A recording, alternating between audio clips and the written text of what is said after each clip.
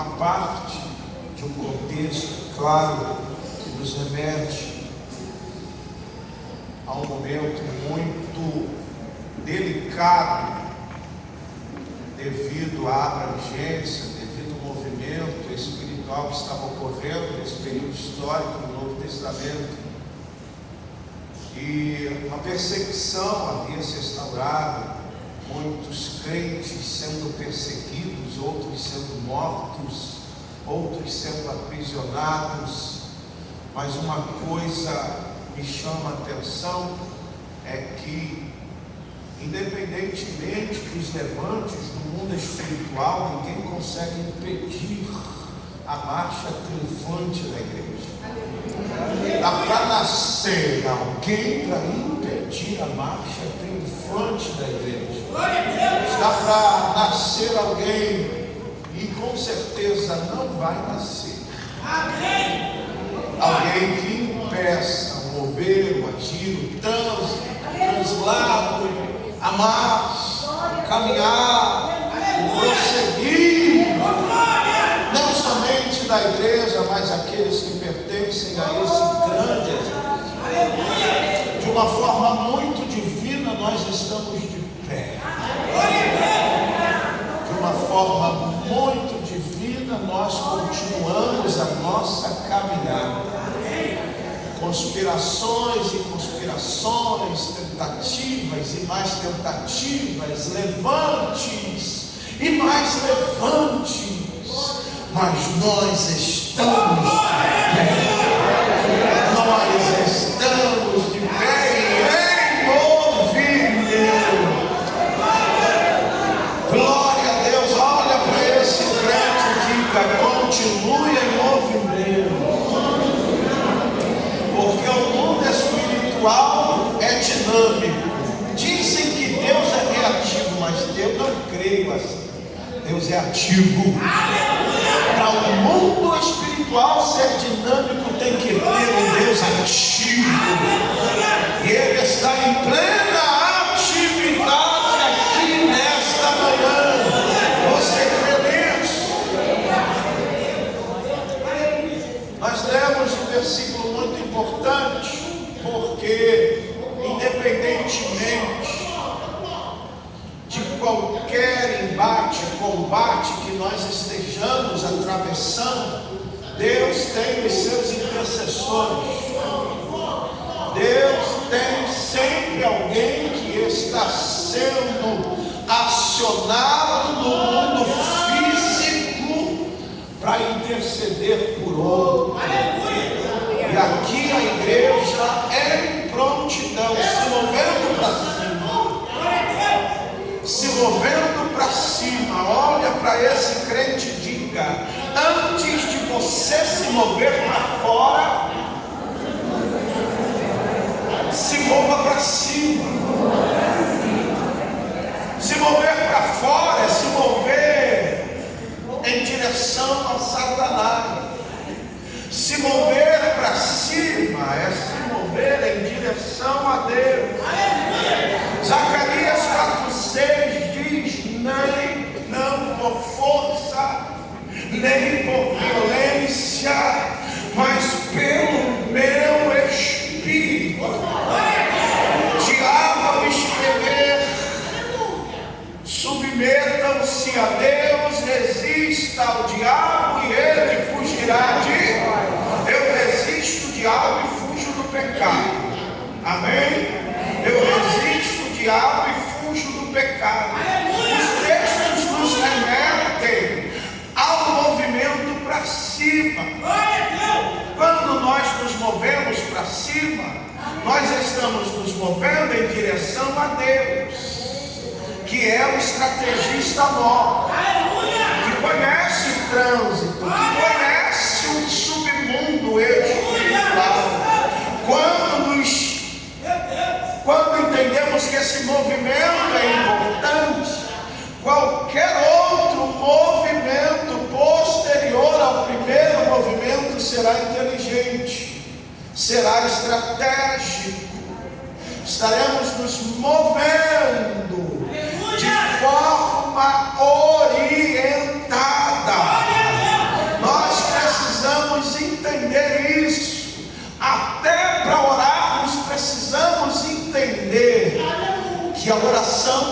precisa ser inteligente, que a oração ela precisa ter todo um conteúdo direcionado por Deus. Existe um expediente que desconhecemos. Transitar nessa esfera é complicado. Estar nesse mundo sobrenatural não é para qualquer um. E eu digo isso, irmãos, porque eu sei que é. E olha, não vou nem comentar da pastora Antonieta, mas eu quero que vocês entendam uma coisa: que se tem algo que pode se mover tanto no natural quanto no sobrenatural, são as nossas orações. Humanamente nós nos movemos aqui, mas espiritualmente as nossas orações se movimentam de uma forma vertical. Glória a Deus! Verticalizando esta movimentação, estamos completamente aptos a nos movermos no horizontal. Primeiro nos movemos aqui, Deus orienta, Deus direciona, Deus dá estratégia, Deus libera os paramentos, Deus capacita, Deus potencializa, Deus forja, Deus cerca.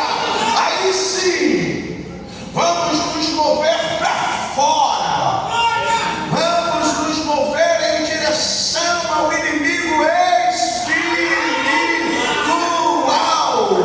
usando armas espirituais.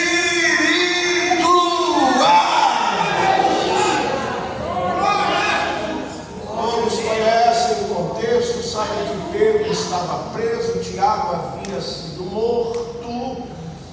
No nosso linguajar, Pedro era a bola da vez, mas aí tem a igreja do lado de fora,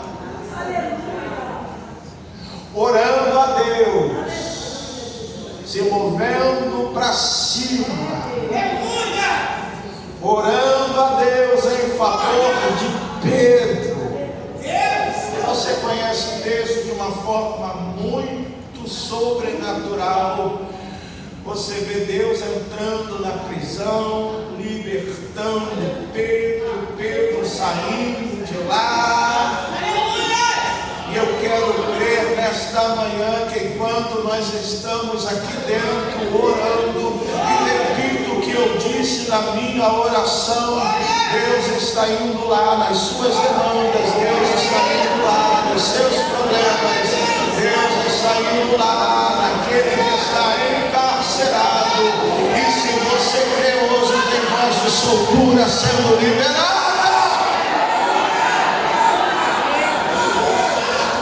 Livro de Atos dos Apóstolos é um movimento para cima, é muita oração, é muita intercessão, são muitas petições. É o Espírito Santo agindo através dos discípulos. Atos capítulo 1 você conhece muito bem, seu versículo 4, estão todos reunidos orando. Atos capítulo 1, versículo 14, todos estavam de forma unânime orando ao Senhor. Atos capítulo 4, versículo de número 31, acabando eles de orar, moveu-se o lugar em que eles estavam. Atos capítulo 12, versículo 5, estando Pedro preso, a igreja orava a Deus. Aleluia. Atos capítulo 16, versículos 25 e 26. Por volta da meia-noite, Paulo e Silas oravam. E de repente, olha para esse. Eu ouvi de repente aqui hoje, viu, irmão? Você quer ouvir de repente aqui hoje? Eu ouvi de repente aqui hoje. É por isso que eu chego cedo, para orar e para ficar estudando a dinâmica espiritual espiritual, para a gente poder estar alinhado, para não falar besteira. Eles estavam orando, cantando, e por volta da meia-noite veio um terremoto de Deus. Olha para esse irmão, diga: Deus é preciso. Não, repete aí: Deus é preciso. Todos nós sabemos que essa prisão, ela estava no centro de Roma. Era uma prisão muito bem protegida, muito bem guardada.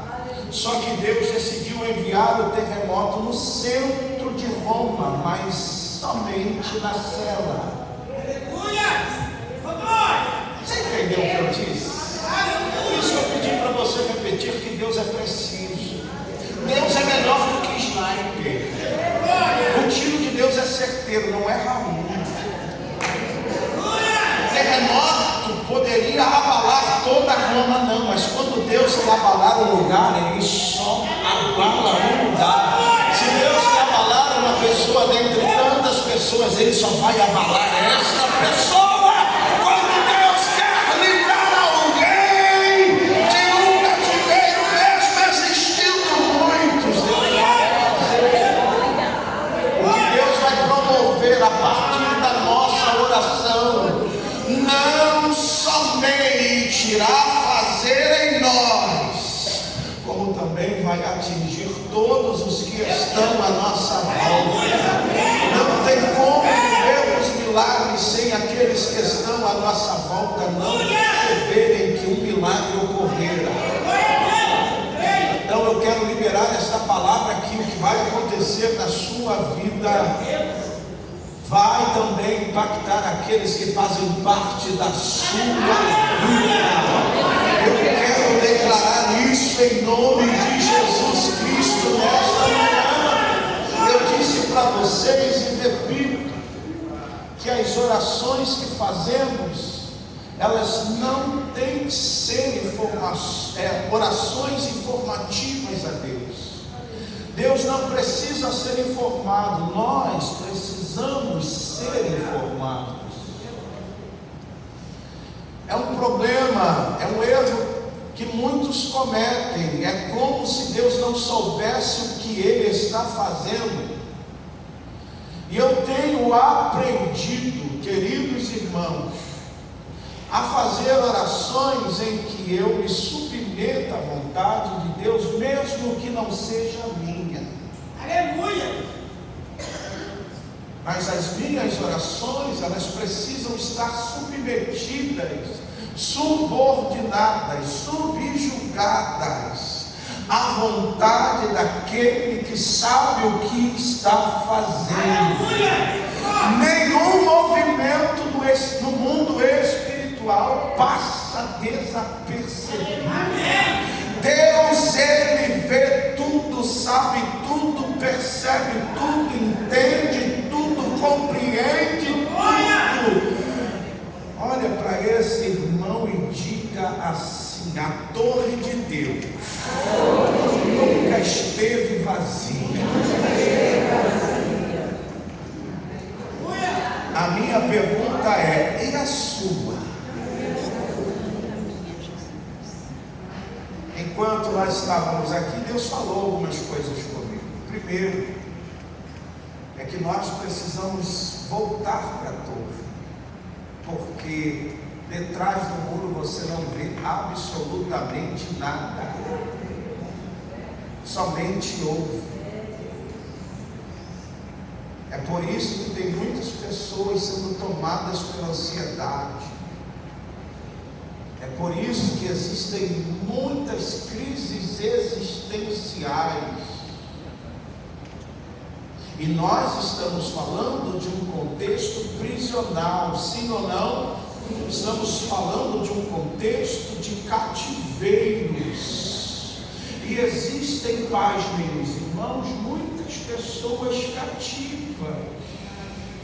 A pastora, a certa feita, eu liguei para a pastora Antonieta para tirar uma dúvida. Eu falei: pastora Antonieta, Deus trabalha com a permissão? Ela disse sim. E o diabo, ele trabalha com a legalidade. Está lembrado que eu lhe fiz essa pergunta? E eu perguntei assim para a pastora Antonieta: pastora Antonieta, isso usando o texto de Jó, que você percebe que Jó estava dentro de um cerco, e nós sabemos que cerco é limite, e enquanto você estiver no limite de Deus, você está protegido por Deus. Enquanto você estiver no cerco que te limita, você estará protegido por Deus. E todos os que estão protegidos, guardados por Deus, o diabo tem que pedir permissão. A partir do momento que você sai desse cerco, o diabo recebe a legalidade. E eu perguntei para a pastora: está certo isso? Ela: sim, está certo. Porque todas as vezes que nós saímos do cerco da proteção, o diabo não precisa ir a Deus pedir permissão. Porque a legalidade foi dada. A única coisa que ele não pode fazer é matar a gente, mas desgraçar a nossa vida. Olha para esse crente e diga: se você saiu do cerco, volta imediatamente no cerco. Volta, porque enquanto você estiver no limite de Deus,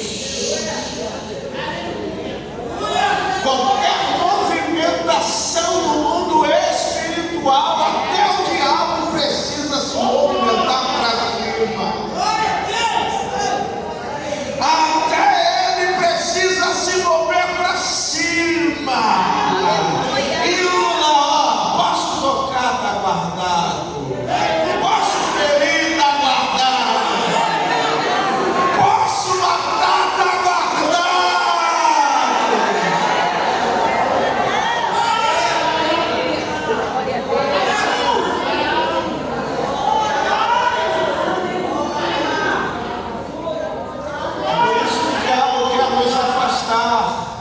Enquanto eu estava sentado ali, Deus me fez ver. Eu também gosto desse ambiente. Sou nascido e criado na praia. Eu tenho paz. Meu pai com 86 anos de idade. De vez em quando vai lá um crente conversar com meu pai, de repente a tela desce. E lá vai meu pai, 86 anos. Dá uma rajada de línguas estranhas e entrega. E os irmãos saem chorando, as irmãs saem com o cílio lá na testa, porque com 86 anos Deus ainda usa. Eu me lembro muito bem alguém que estava nessa faixa etária de idade, chamado Daniel, no capítulo 5. Daniel nos bastidores. O rei Belsazar estava dominando tudo. De repente o mundo espiritual se move. Algo espiritual acontece no reino. Aí me vem os adivinhas, me vem os macumbeiros, me vem os bombombeiros, me vem todo mundo, e ninguém consegue entregar e revelar nada. Aí alguém no reino, uma rainha chamada Vitória, que conheceu Daniel no tempo de Nabucodonosor. Existe alguém no teu reino como espírito dos deuses. Era a forma dela dizer. Chama ele. Daniel não estava com 30, Daniel não estava com 40, Daniel não estava com 50. Segundo o que nós entendemos, ele estava entre os 80 e 90 anos.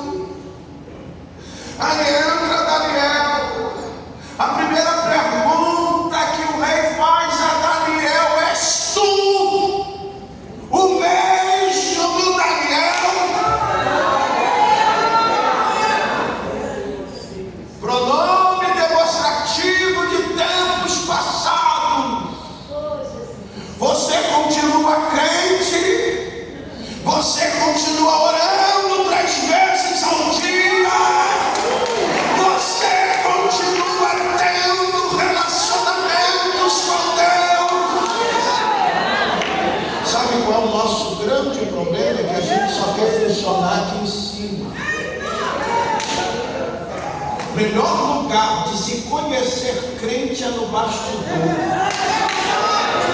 É onde ninguém te vê, mas você está de joelho no carro.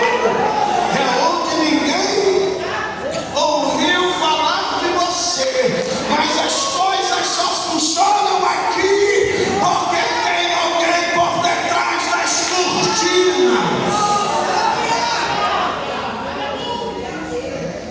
Tem gente que só quer funcionar quando está no outdoor.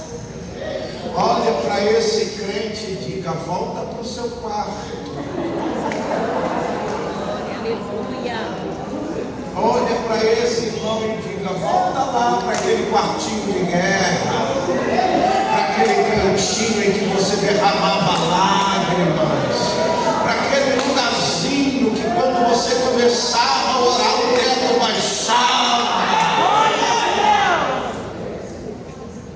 Irmão, olha para esse crente e diga: ninguém precisa ouvir você orar. Ninguém precisa ver você orando. É por isso que em Mateus Deus pede 3 coisas em secreto. Se você for ofertar, oferta em secreto. Quando você for doar, você doa em secreto. Quando você for orar, você ora em secreto. Porque oração não é para você ver Deus, oração é para Deus te ver. Olha para esse crente e diga: volte para o lugar secreto. Não tem ninguém no mundo físico te ouvindo, mas tem ouvido, segundo Isaías, no capítulo 59, que nesse escrito seus ouvidos não estão agravados.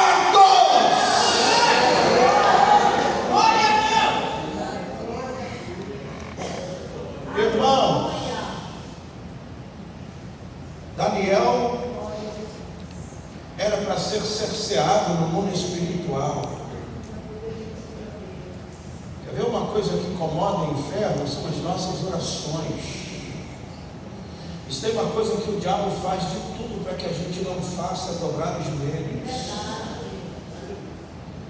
Todas as vezes que nós não dobramos os nossos joelhos, o diabo está lá: oh, que maravilha, que bom que ele não dobrou, porque se dobra, eu tomo na cachola. O decreto não foi para matar Daniel, o decreto foi para tirar Daniel do quarto de guerra. O decreto foi para tirar Daniel do seu período de oração. O decreto foi para silenciar Daniel. O decreto foi para cercear Daniel. O decreto foi para amordaçar Daniel. O decreto foi para tirar Daniel do mundo espiritual. Mas quando Daniel ouviu falar sobre o decreto, ele foi para o seu quarto de guerra orar. Mais uma vez eu lhe faço essa pergunta: como está a sua torre? Está em crise, irmão? Está em crise, irmão? Restabeleça o contato. Olha para esse crente e diga: se tem crise de comunicação, tem confusão. Porque toda falta de comunicação gera confusão. E se tem uma coisa que o diabo quer, é que a comunicação cesse. Cessando a comunicação, vem a confusão. Cessando a comunicação, vem as crises existenciais. Só que nesta manhã, olha para esse crente e diga assim: volte a se comunicar com Deus. Volte a orar com Deus. Eu amo muito um escritor e teólogo chamado John Stott. John Stott, ele, em uma de suas defesas de tese, ele fala sobre crer também é pensar. É por isso que a carta aos Hebreus, no capítulo de número 11, vem falando sobre o poder da fé. Olha para esse irmão e diga assim: crer também é pensar. Sim ou não? Sim. Você só pode crer se você pensar. E você só pode obedecer se você crer. É por isso que toda a carta aos Hebreus vem dizendo pela fé, pela fé, pela fé, pela fé, pela fé, pela fé, pela fé. Olha para esse irmão e diga: pela fé, é pela fé, é pela fé, é pela fé. Olha para esse crente e diga: é pela fé, meu irmão, é pela nossa fé, e acabou o assunto. Em nome de Jesus, nós precisamos entender isso. É por isso que Paulo, na sua segunda carta aos Coríntios, no capítulo 4, versículo de número 13, ele deixa algo dito: está escrito, criei, e por isso falei, pensei, acreditei e falei. E mediante ao mesmo espírito de fé, olha para esse irmão e diga: só funciona se for o mesmo espírito. Igualmente cremos e por isso falamos. Olha para esse irmão e diga: está na hora de você falar aquilo que você crê e não aquilo que os outros creem.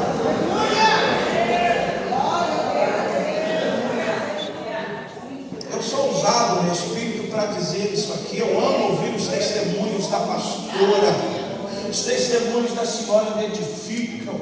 E todas as vezes que eu ouço teus testemunhos, sabe, borbulha em mim o desejo das experiências. Porque se tem uma coisa que nos mantém de pé, são as experiências. Quando você não tiver mais nada ou mais nenhum lugar aonde se apegar, se apegue nas experiências. Só que são as experiências dela. Diga para você mesmo: são as experiências dela. As experiências que a pastora Antonieta teve orando, as experiências que a pastora Antonieta teve nos campos de batalha, as experiências que ela teve enquanto lutando e até hoje lutando. Só que eu quero liberar isso aqui. Está na hora de você viver as suas próprias experiências.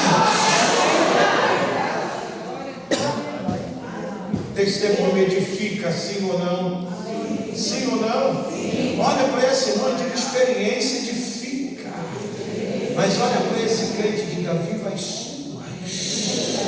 Nós como pastores, nós clamamos, nós oramos, intercedendo por pessoas que também construam os seus prédios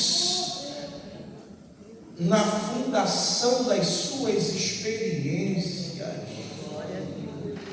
Porque quanto mais crente experimentado na igreja, mais a igreja se torna forte. Você está entendendo isso, meu irmão? Quem está entendendo essa palavra, dá glória a Deus. Crer também é pensar. A gente sabe que a fé é racional, ela não é sensorial. A fé não é emocional. A fé não é um exercício de mantra. Não. Olha para esse crente e diga: não.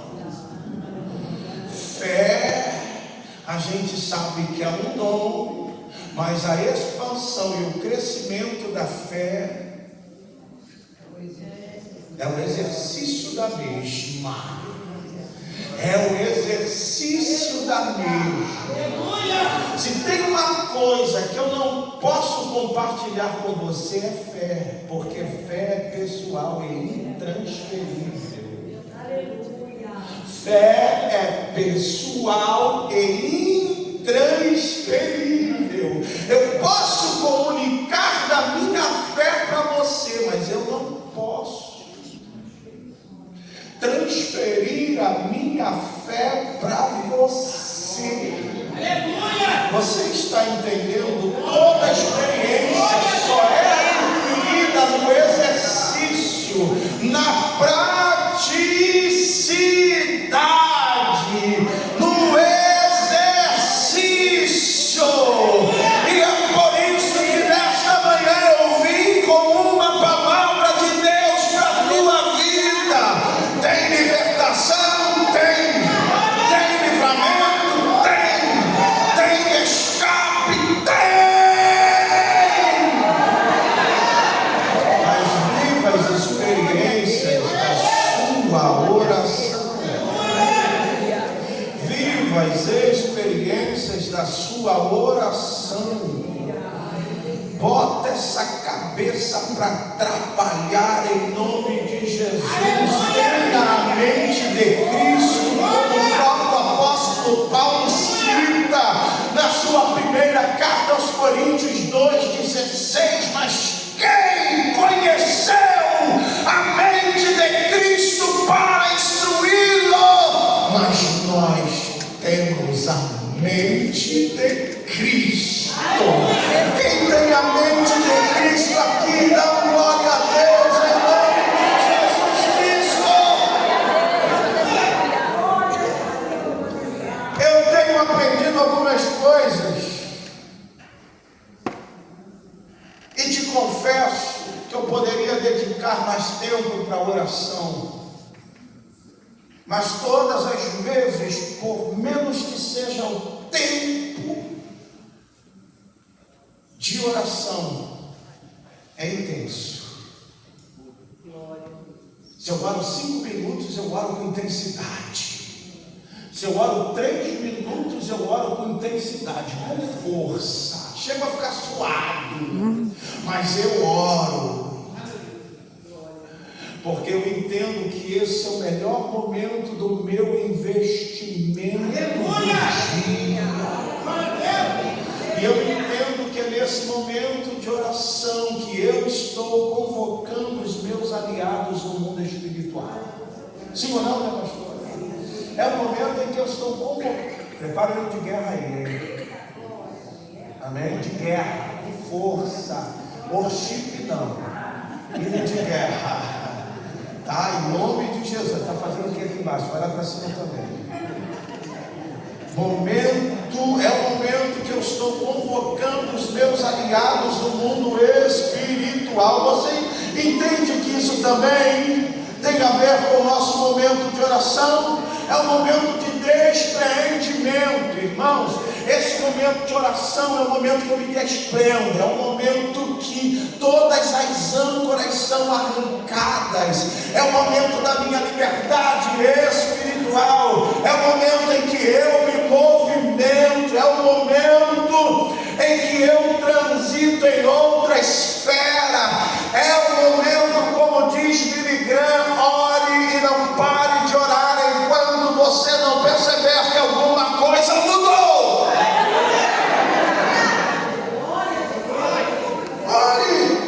É impossível. Eu aprendo com Ana e já encerro no seu momento de oração. Durante 24 anos, Ana orou. Até que Deus decidiu fazer. Não é um tempo que você investe no tempo de oração, mas é um tempo que você investe em Deus. Investindo o tempo no tempo e conta o tempo, mas quando você ora investindo o seu tempo em Deus, o tempo perde o seu sentido e você sabe que é tudo uma questão de tempo para Deus agir na sua vida. Não é quanto tempo você ora, não é há quanto tempo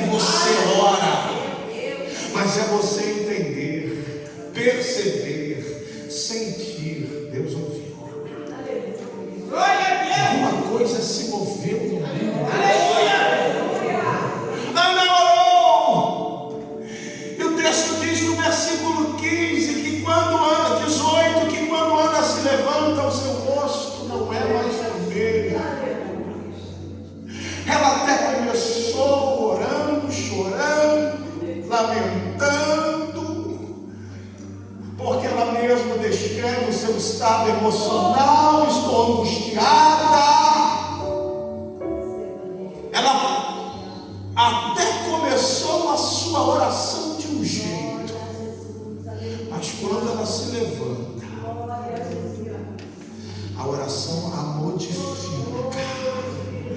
A oração a modifica. Irmãos, é impossível alguém fazer uma oração direcionada a Deus começando triste e levantar triste. Isso não é oração não, irmão. Pode ser qualquer coisa menos oração. É impossível alguém endereçar a sua oração ao trono daquele que se curva para ver o que está nos céus e na terra, começar chorando, triste, terminar e se levantar chorando e triste. Então a oração não passou do teto, porque todas as horas e os momentos que as minhas orações, como flecha, ultrapassa a nuvem negra que está sobre a minha cabeça, eu levanto como um guerreiro, entendido de que Deus ouviu a minha oração. Tempo de oração para mim é tempo de sintonia. Porque se tem uma coisa que sempre existiu, quem está lembrado do rádio? O rádio tem sua transmissão, sim ou não, pastorzão? E para você entender o que está acontecendo, para você ouvir o que está sendo falado com clareza, você precisa o quê? Sintonizar. Então, momento de oração é momento de sintonia. Momento de oração é o momento em que os ruídos são abafados. Momento de oração é momento de alegria, tédia, é momento de clareza. Momento de oração é momento em que as dúvidas silenciam. Momento de oração é o momento em que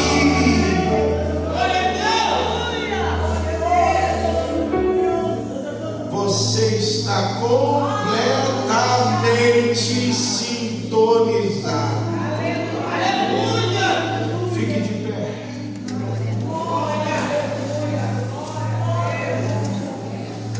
Tem uma frequência espiritual aqui nesta noite. Levácia. Oh, que téria. Leprondia. Rabaiuessa.